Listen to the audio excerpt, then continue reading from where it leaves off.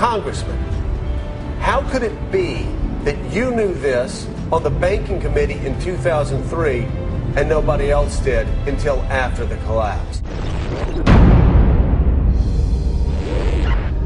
Words will always retain their power.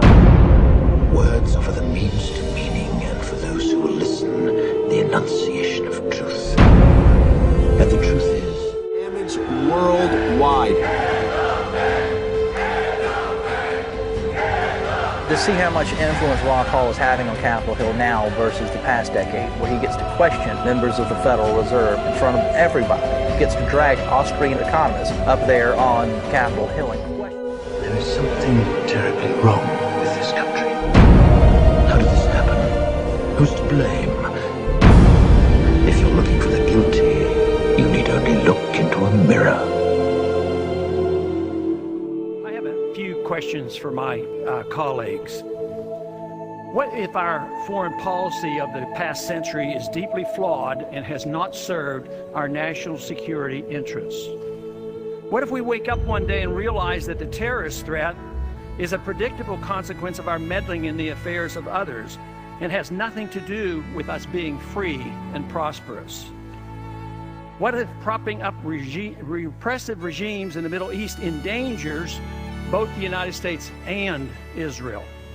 What if occupying countries like Iraq and Afghanistan and bombing Pakistan is directly related to the hatred directed toward us? What if someday it dawns on us that losing over 5,000 American military personnel in the Middle East since 9/11 is not a fair trade-off for the loss of nearly 3,000 American citizens, no matter how many Iraqi, Pakistani, and Afghan people are killed or displaced? What if we finally decide that torture, even if called enhanced interrogation technique, is self-destructive and produces no useful information, and that contracting it out to a third world nation is just as evil? What if it is finally realized that war and military spending is always destructive to the economy? What if all wartime spending is paid for through the deceitful and evil process of inflating and borrowing? What if we finally see that wartime conditions always undermine personal liberty? What if conservatives who preach small government wake up and realize that our interventionist foreign policy provides the greatest incentive to expand the government? What if conservatives understood once again that their only logical position, military intervention and managing an empire throughout the world? What if the American people woke up and understood that the official reasons for going to war are almost always based on lies and promoted by war propaganda in order to serve special interests? What if we as a nation came to realize that the quest for empire eventually destroys all great nations? What if Obama has no intention of leaving Iraq? What if a military draft is being planned for the wars that will spread if our foreign policy is not changed? What if the American people learn the truth, that our foreign policy has nothing to do with national security, that it never changes from one administration to the next? What if war and preparation for war is a racket serving the special interests? What if President Obama is completely wrong about Afghanistan and turns out worse than Iraq and Vietnam put together? What if Christianity actually teaches peace and not preventive wars of aggression? What if diplomacy is found to be superior to bombs and bribes in protecting America? What happens if my concerns are completely unfounded? Nothing. But what happens if my concerns are justified and ignored? Nothing good. And I yield back the balance of my time. You know, I've thought about and have written about the Federal Reserve for a long time. I became fascinated with the monetary issue in the 1960s, having come across the Austrian economists, and especially Hayek and Mises. And I was very impressed with August 15th, 1971. because the predictions made in the 60s came about. Matter of fact, Henry Hazlitt made that prediction in 1944 when they set up Bretton Woods. He said it wouldn't work and it would fall apart, and it did. So that was a strong confirmation. But even after all these years of studying and reading and trying to figure out the system, I have come to a very fair and balanced approach to the Federal Reserve. I think there's no doubt that the Federal Reserve is immoral, it's unconstitutional, and it's a disaster, and that we don't need it. So with that approach, I have worked hard in the Congress as well, being on the Financial Services, or the Banking Committee at one time it was called. And from the very first day of being in Congress, I have always been on that committee, and now have the position of being the subcommittee chairman for domestic monetary policy. I've always worked on the assumption that the system that replaced the Bretton Woods system in 1971 would not be a good system. It would be much worse. It has been rather impressive that it's lasted this long, but I think the handwriting's on the wall. I think that's what we're facing today, that the dollar reserve standard, which the world has embraced for 40 years, has come to an end. I don't think there's any admission to this yet, and they believe they can patch it up, but I believe it has ended, and that the standard, the dollar reserve standard, has ushered in probably the world's biggest financial bubble in all of history, and yet they've still been able to patch it up and keep it together. But it seems to me like the total weight of the world financial system relies on a trust, which is a false trust from my viewpoint, in the dollar. That the dollar will be able to rescue everybody and anybody, whether it's our own treasury, whether it's our state finances, whether it's our cities and towns and around the world, and all the banks and all the corporations. And so far, you know, this undertaking hasn't really destroyed the confidence in the dollar. I think one reason, when you look at the dollar in comparison to other currencies, of course, over a period of time, the value of the dollar has gone down. But there's still people buying dollars and loaning money to us at very, very low rates. When you think about the comparison of the currencies, you have to think about what's our competition. And the competition is the euro and some others, so they're not necessarily very strong themselves. But when it comes to the purchasing power, which is the ultimate test of a currency, I don't think we're doing very well. Our government now admits that our consumer prices are going up approximately 4%, but you know, if you use the old CPI, they're going up more like 8 or 9%. And if you compare cost of living increases for certain individuals versus others, it's much more painful. So if you're on Social Security, and this year they get a CPI increase, but a couple of years they did not, their standard of living has gone down, and it's been much worse for them.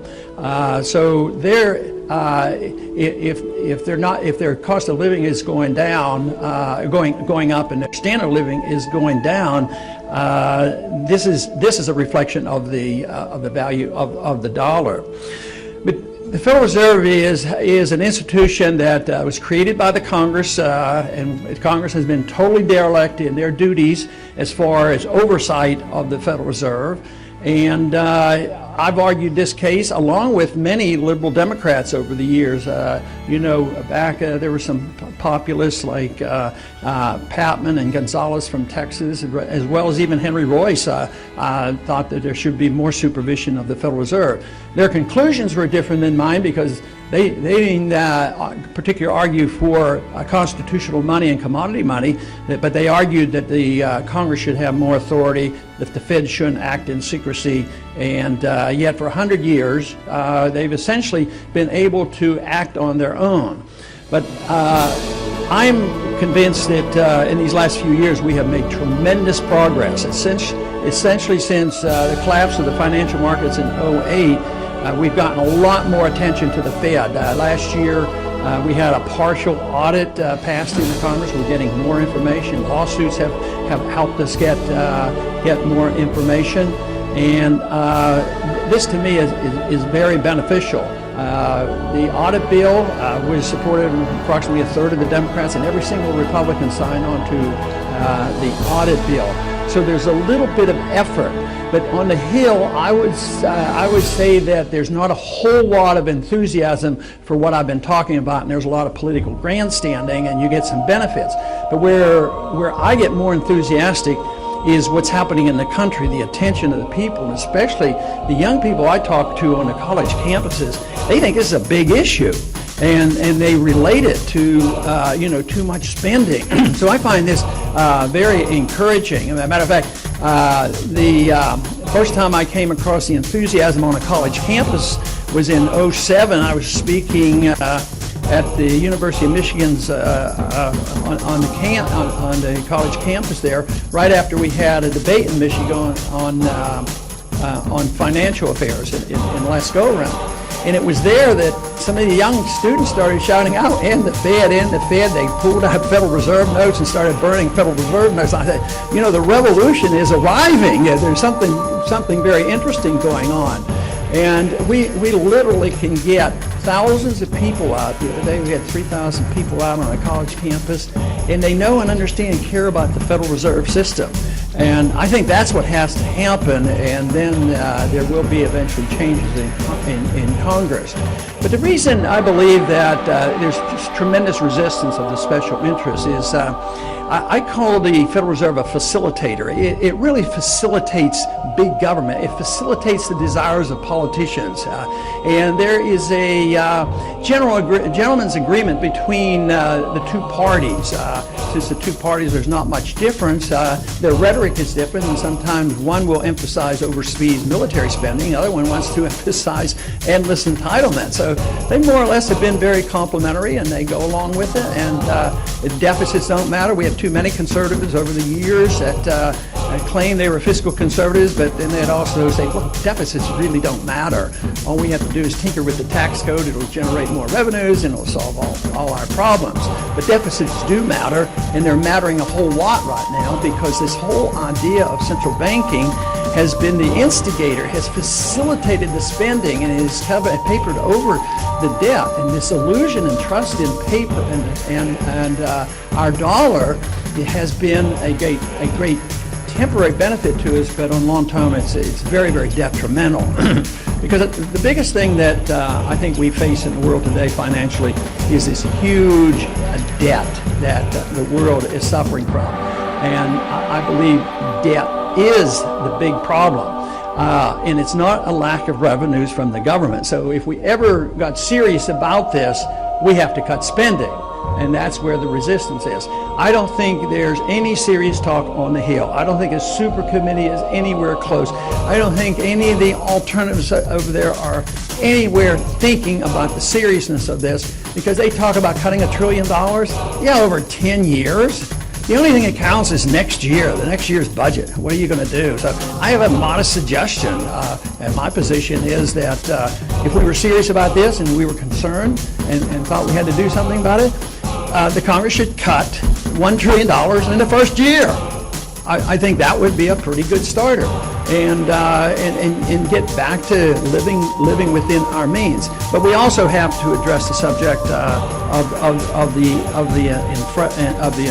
inflation. Today, the big talk about on the campaign trail and around the country and on the Hill is the unemployment problem. People want jobs, and they say 9% unemployment, 9% unemployment. And the people feel a lot in the country feel a lot worse than 9% unemployment. That's serious. But once again, they fudge the figures.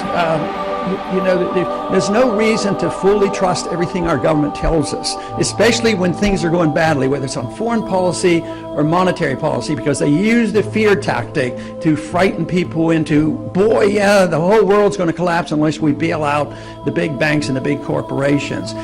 Yes, if we don't invade Iraq, there's going to be a Holocaust, and they're going to attack us and drop bombs on us. And that is endless, the endless fear-mongering to scare the people in the Congress into spending money.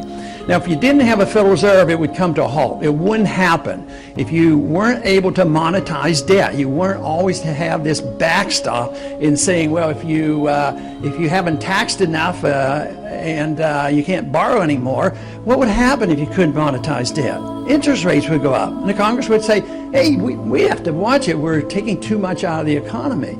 So this has been such a grand deception. In the short run, you know, we tend to do better, especially as a reserve currency. We've been able to buy goods from overseas dirt cheap and have policies, whether the trade policies, regulatory policies, and tax policies. We can chase all our productive businesses overseas.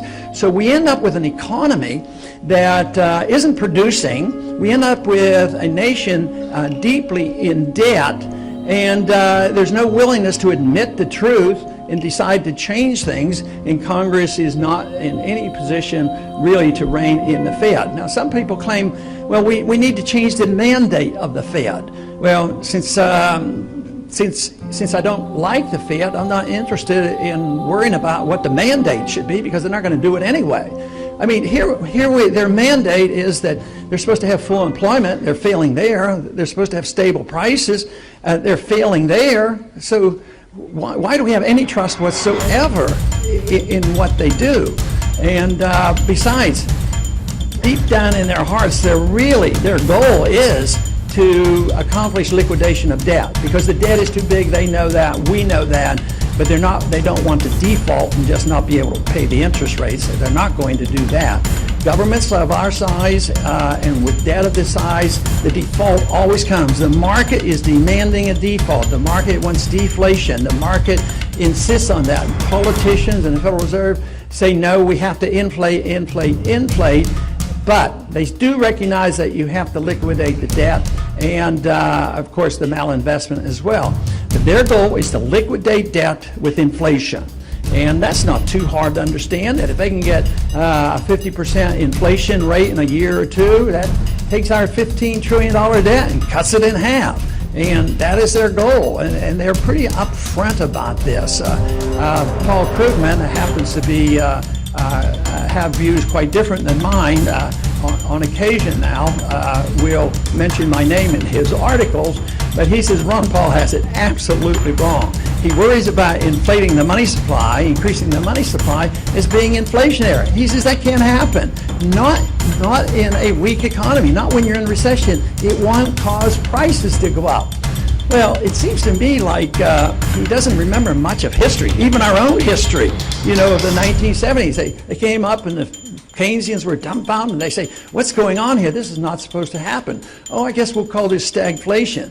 Well, how about inflationary depressions? That's happened quite a few times, and why he would think that it's totally immune here, I'm not quite sure. But Bernanke, though, has given us an indication of his explanation of why we have the problem. So this is the reason we shouldn't worry too much, because I'm very pleased that he has to hold press conferences. That means he's on the defensive right now, and I'm very pleased with that. But on the last one, when they were pressing him a little bit about why aren't you having more success, in his explanation, he's been unlucky. So it's boiled down to being whether you're lucky or not. Well, I don't think it's bad luck. I think it's bad policy. I think he's dealing with a system that is not viable. All it is, it's a deception. It's sort of like a drug. You know, you get some benefits and you keep using it. You know, run up debt, run up inflation, monetize the debt, make a bigger bubble. But just like a drug addiction, the drug addict feels better when he keeps getting drug. An alcoholic feels better. But if you don't do something about it, you kill the patient. And right now, the patient is very, very big, and that's the worldwide economy. This is a big issue, and yet I think they're totally in denial. They're not willing to admit the truth, and they think that they can doctor this up and manipulate it and work on it. So what should we do about all this? Well, my big picture of what we should do is bigger than just the Federal Reserve, is that we as a people ought to ask the question, what should the role of government be? And does the Constitution have any meaning? Today, on the Hill, whether it's any of the three branches of the government, the Constitution really is down to the point has no meaning. So we have to decide whether the rule of law is worth something, and then we as a people have to decide what should the role of government be. Well, if we followed the Constitution was written to restrain the federal government. And if you wanted government, it was supposed to be more local.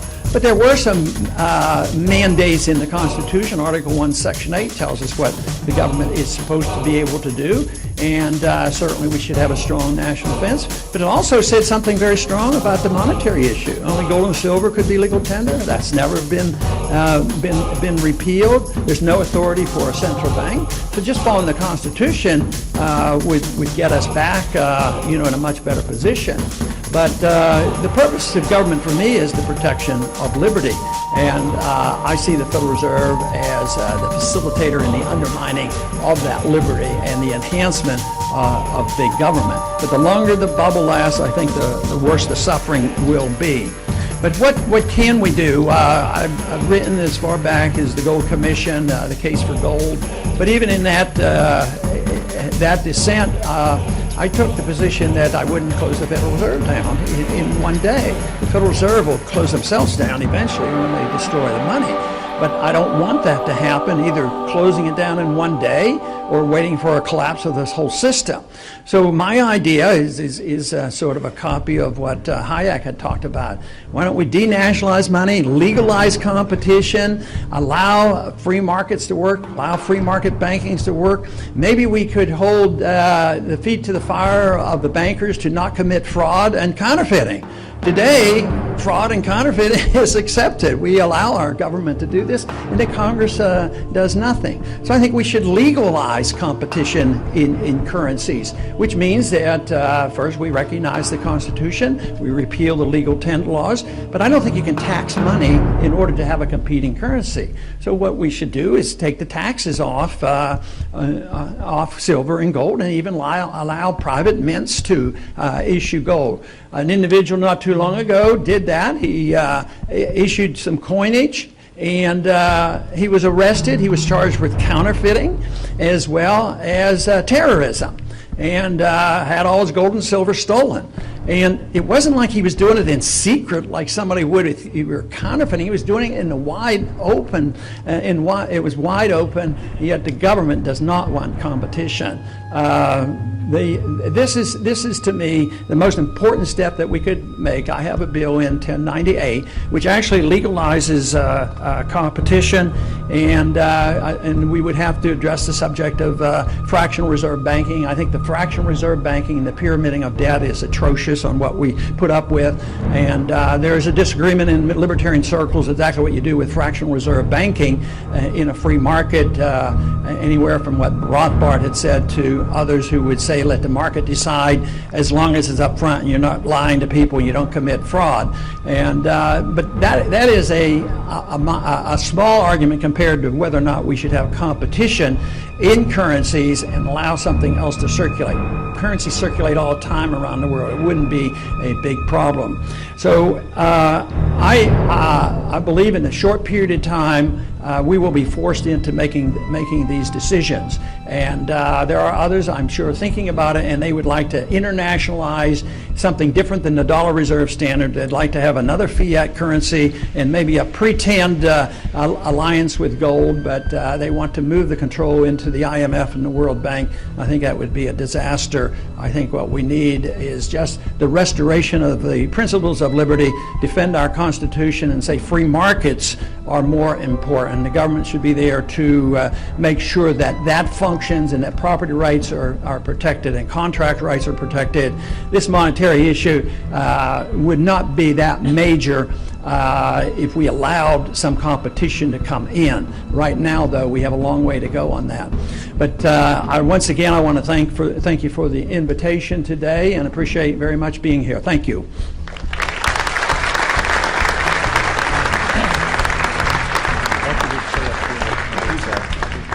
I'm gonna let Congressman Paul actually handle the questions. That's what the president does during the press conferences, so I think Ron Paul can do that. In order to have a period of time of transition of cutting back and getting the budget in order, I'm advising that just default on, that's in quotes, just don't pay the Fed, the $1.7 trillion and wipe it off the books, and that gives you a little window of opportunity where you can still live within the law of the debt increase. I think that would be a transition that would work. The Fed, I think, would object. The federal government would have something to say about the standards, that is, that have to deal with the legal tender laws, and they would have to deal with the tax laws. But if you were moving toward free market banking, I would say that the states would deal with that rather than the federal government. I wouldn't have another federal bureaucracy, because the main thing would be to protect against fraud and whether they're lying to their customers or not. Everybody seems to depend, too many business people depend on nationalization of regulation because they think it's more convenient. But, when Enron went bankrupt, it was state fraud laws that took care of that. So the SEC, didn't protect us. And what did they do? They passed Sarbanes-Oxley. Sarbanes-Oxley didn't protect us against, 08. And what did we do in 08? We had Dodd-Frank. So we just go on and on using federal regulations to compensate for these mistakes. But I think if you're legalizing freedom and you're looking for people to not commit fraud and protect contracts, I would rather do that at the state level. I understand even in Greece today they're starting to use alternate currency, so they're driven to it. So I think that would be fine. Of course, the ideal world would be for all governments to endorse the fact and provide it internationally, because you wouldn't have competing devaluations of currencies that lead to trade wars. That's where our problem is today. I mean, just think of the squabbles that we're having now with China. China is making their currency too weak. Well, what about us? Don't you think we manipulate our currency? So, it'd be better to have it, more or less agreed upon by all the countries. But I think a major first step to prove that it would work, I would still argue the case for legalizing it domestically and see what happens. They're talking about this in Mexico right now, that they can have a parallel silver standard. So I think the market would determine that. If nobody wanted to use it, then we wouldn't have to bother with it. But, what they say on the surface on foreign policy in these wars, when they pretend that they don't want so many, like George Bush in 2000 said that he wanted a humble foreign policy and no nation building and no policing of the world. Well, that's exactly what they want, and that's what they do. So they would change it. I think McCain would win that vote, and that's why it's going to fall apart, and that's why they're not going to cut spending. They're going to keep doing this, and they're going to keep printing money, and the litmus test will be how long will they take our money. And I think the world is engulfed with a bond bubble and dollar bubble so huge that once they start moving out of the dollar into real assets, like they move out of currencies in Greece and in Italy, their bonds, I think it's going to be catastrophic in size. But no, I have no, and even if those cuts went into effect, I consider them puny. They're not all this year. They're over a 10-year period. So they're in total denial. They're not being honest with themselves, and they're not being honest with the American people. But I think the American people know there's a big trouble. Some of the people out there demonstrating now are scared to death because they're on the receiving end of the welfare, and they're worried about it.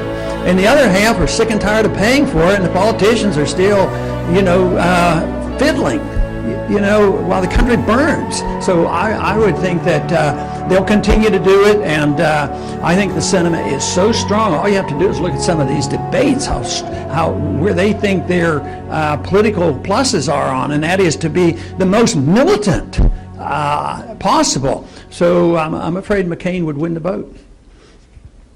And the Austrian explanation of what happens to a society when you debase a currency is you wipe out the middle class. When you have sound money and markets and a maximum of freedom, that's where the middle class comes from.